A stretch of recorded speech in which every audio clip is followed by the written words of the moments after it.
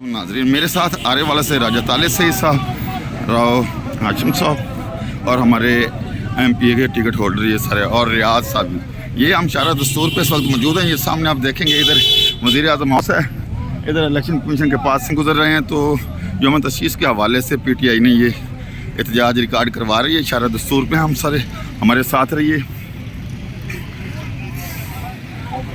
ये शुएब शहीन भाई और बकाया हमारी लीडरशिप है सारी।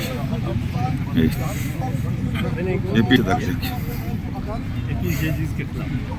इधर जी हमारे लीडर हैं जी। अस्सलाम वालेकुम सर, कैसे मिजाज हैं सर? माशाल्लाह जी जी माशाल्लाह।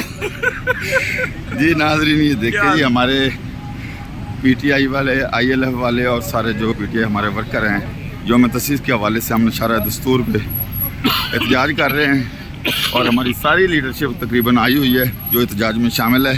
हमारे साथ रहें, चैनल को सब्सक्राइब करें, लाइक करें और इसको आगे आगे फैलाएं आगे और खान साहब को रिहा करवाएं। माशाल्लाह माशाल्लाह। ये पीछे देखेंगे, कहाँ सा डबल काम कर रहा हूँ आपके साथ।